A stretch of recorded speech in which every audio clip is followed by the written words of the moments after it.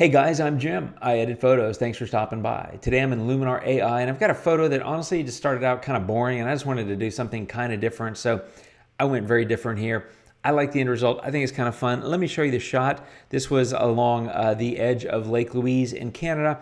And honestly, I don't know, it was just kind of boring, right? It was a bracket set, therefore it's pretty bright in the sky, in that reflected sky, and I didn't want to make an HDR out of it, even though I would have been able to balance out the light in doing so. Instead, I wanted to do something a little bit different, so I went ahead and made it black and white, but I brought the saturation of the red back so I could see those canoes, and I brought the luminance of that down, of that red down about, negative 45 or so, just to give it a little bit darker look. And so I just decided, I was like, I'm going to make a kind of a selective color edit and make it kind of dreamy and all that. I think it's kind of fun, so hope you enjoy it. After doing that, I went over to Smart Contrast and I just kind of leaned into the fact that basically the sky and that portion of the sky reflected in the water are kind of blown out. And I was like, you know what, I'm just going to go for it and not try to overcome that. So that's basically what I did here. I went into Structure AI and I just went negative 50. And in this case, I actually went across the entire photo. I didn't really care that it softened up the canoes as well. I thought, you know what, that's okay. It's kind of a dreamy shot. I'm going to do some more stuff in a little bit, but I was like, oh, what the hell? I'm going to just go ahead and just dreamy it up, I guess. Again, lean into the photo. Now I am going to bring up the saturation. Even though it's black and white, because there is some color there in the red, that will allow me to kind of pop that a little bit. So that's kind of what I'm doing here with saturation and vibrance. And then I'm going into the luminance of the red, and I'm going to go ahead and bump that up a little bit so it's a bit brighter, as you can see here. But I am going to change the hue somewhat, and that hue is going to go this way into the 40s, something about like that. So I'm really just kind of popping that red and making it stand out even more. So if you look at it before, there it is, clearly red canoes in a black and white photo, and after, there it is, quite a bit more pop to that red, really trying to make it stand out and make it different than it was before, and I kind of like the look there. So I'm now going to go into Atmosphere AI. I've got fog, and I'm going to give that about a 40. Like I said, I'm kind of leaning into that whole blown out thing. I think the fog works great here. I like that Atmosphere AI. There you go. There's the before, and there's the after. It's got that depth perception.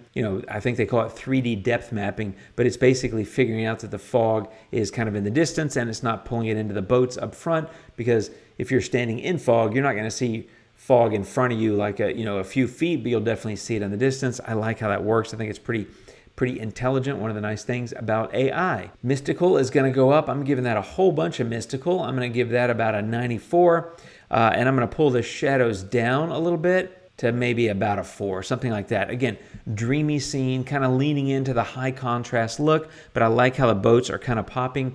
And speaking of popping, that is where I go into super contrast here. And this, again, was experimentation, as it always is.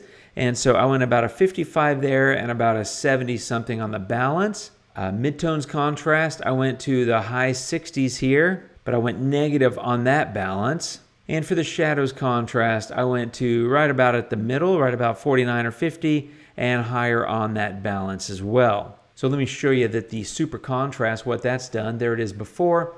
And there it is after. Again, just kind of leaning into that whole thing, just kind of saying, hey, it's a high contrast photo. I'm just going to make it more high contrast. And super contrast, frankly, does a great job with that. Now, there's a couple little things that are bugging me, and this is where my local masking is going to come in. I'm going to go ahead and get a basic local mask. And the first thing I'm going to do is just take saturation to negative 100, and I'm just going to paint that into the deck over here, because there's a little bit of yellow coming through there, and I don't want that in my photo. I want it a pure black and white, except for the boats. And there you go. I think I've got it just right. So if I show you that before, you can see that this deck over here has a little bit of yellowy orange in it, and after, that's completely gone and pure black and white.